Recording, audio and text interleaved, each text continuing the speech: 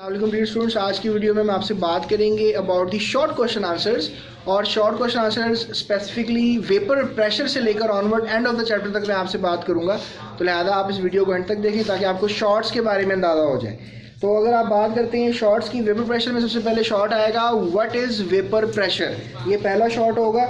उसके अलावा अगर आप बात करते हैं तो इसमें एक आपको सवाल आएगा dynamic equilibrium, what is dynamic equilibrium, ये अमूमन बोर्ड में पूछा जा चुका है ऑलरेडी शॉर्ट। इसके अलावा students nature of liquid, size of molecule, temperature, ये लॉन्ग क्वेश्चन आता है, लेकिन आप ये इसको शॉर्ट के तौर पे भी देख सकते हैं कि what are the factors of vapour pressure. तो 3 फैक्टर्स हैं, आप तीनों फैक्टर से हेडिंग लगा देंगे तो आपको 2 नंबर दे दिए जाएंगे। इसके अलावा ये जो टेबल दिया हुआ है ये अमूमन जो है आपको MCQs में पूछा जाता है। उसके बाद हम बात करते हैं बॉइलिंग पॉइंट की। बॉइलिंग पॉइंट की डेफिनेशन लाजमी कर लीजिएगा, डिफाइन बॉइलिंग पॉइंट। इसके अलावा आपको पता है कि आपको बॉइलिंग पॉइंट के अंदर इन्होंने दिया हुआ है ईथर का, ethyl diethyl ether, ethyl alcohol और वाटर। इसके जो हैं इन्होंने दिए हुए हैं आपको 200 mg जो है वो वेपर प्रेशर है एट दी 0 डिग्री सेल्सियस।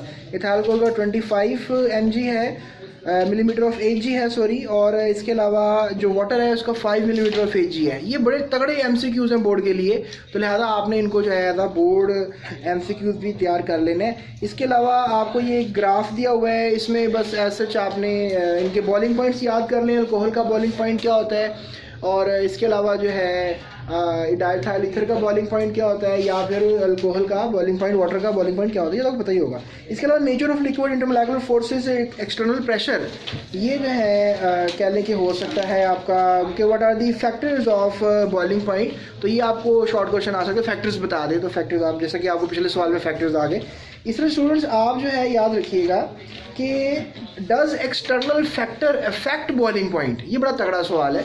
तो आपने ये एक्सटर्नल प्रेशर से जो है ये फैक्टर से सवाल याद करना है कि एक्सटर्नल प्रेशर जो है क्या फैक्टर हो सकता है कि नहीं फॉर दी बॉइलिंग पॉइंट की चेंजिंग में। उसके बाद व्हाट इज़ फ्रीजिंग पॉइंट, ये बड़ी दफ़ा बोर्ड में सवाल आ चुका हुआ है, तो ये मैं चाहूँगा कि आप इस सवाल को जो है वो तैयार करें। इसके अलावा स्टूडेंट्स मैं आपको मज़ीद आगे बता देता हूँ, ये टेबल है, ये MCQs के तौर पे आ सकता है। आपको डिफ्यूजन की डेफिनेशन आपको शॉर्ट क्वेश्चन के तौर पे आ सकती है। फिर ये भी आ सकता है कि फैक्टर्स कौन से होते हैं डिफ्यूजन के, तो ये आप तैयार कर लीजिएगा। उसके बाद आते हैं पेज नंबर 89 के ऊपर। 89 के ऊपर जो है डेंसिटी के सवाल आ सकता है, आपको ये MCQ ही आता है मूवमेंट डेंसिटी को लेकर। तो MCQ जो है वो क्या होता है मैं आपको बता देता हूँ। उसमें इन्होंने बताया हुआ है हवा का डेंसिटी क्या है और इसके अलावा पानी की डेंसिटी क्या है। बस आपने यहाँ से जो लिक्विड्स हैं इनकी जो प्रॉपर्टीज़ हैं उसमें जो डेंसिटी प्रॉपर्टी है उसके अंदर बस हवा की डेंसिटी में और पानी की डेंसिटी में कंपैरिजन पूछा हुआ है, बस आपने ये याद रखना है। वैसे भी आपको पता होगा कि डेंसिटी डेफिनेटली बढ़ जाती है अगर टेम्परेचर कम हो, टेम्परेचर ज़्यादा हो जाने से डेंसिटी कम हो जाती है, तो आपको पता ही होगा। बाकी टेस्ट टू सेल्फ 5.4 अगर आप देखना चाहते हैं तो आप लिखें test to self 5.4 space GS academy, आपको ये सारे सवालों के जवाब मैंने लिखवाए हुए हैं, आप वहाँ से फॉलो कर सकते हैं भाई। उसके बाद आते हैं सॉलिड स्टेट के ऊपर। सॉलिड स्टेट के ऊपर आपको पहला सवाल बोर्ड का बड़ा तगड़ा क्वेश्चन है, what is melting point with example, आपने इसको तैयार कर लेना है। मेल्टिंग पॉइंट अगर आप देखना चाहते हैं तो आप पिछले चैप्टर से रिवाइज कर सकते हैं, वहाँ पे आयनिक कंपाउंड की प्रॉपर्टीज़ के अंदर वहाँ पे उन्होंने सोडियम का मेल्टिंग पॉइंट दिया हुआ है, तो वो एज एग्जांपल आप लिख सकते हैं। इसके अलावा आपको पता है कि यहाँ पर इस चैप्टर में कहीं मेल्टिंग पॉइंट किसी कंपाउंड्स का दिया हुआ है तो वो एग्जांपल के तौर पे आप लिख सकते हैं। इसके अलावा अगर मैं आपसे बात करूँ तो एक दफ़ा बोर्ड में क्वेश्चन भी आया था कि व्हाट इज़ रिजिडिटी, तो रिजिडिटी क्या होती है, बस ये भी एक शॉर्ट क्वेश्चन के तौर पर आपसे पूछा जा सकता है सवाल। उसके बाद जब डेंसिटी की बात करें, अगर आपका अगला टॉपिक डेंसिटी है तो डेंसिटी में से आपको सवाल आ सकते हैं जी कि बताएं जी गोल्ड की डेंसिटी क्या है, आयरन की डेंसिटी क्या है, एल्यूमिनियम की डेंसिटी क्या है, ये आपको सवाल यहाँ से आ सकते हैं। उसके बाद अगर आप पता करना चाहते हैं एक और लॉन्ग मुझसे इस चैप्टर का, तो मैं आपको बताऊँगा types of solid, amorphous solid और क्रिस्टलाइन सॉलिड जो है ये लॉन्ग तौर पे पूछे जाते हैं।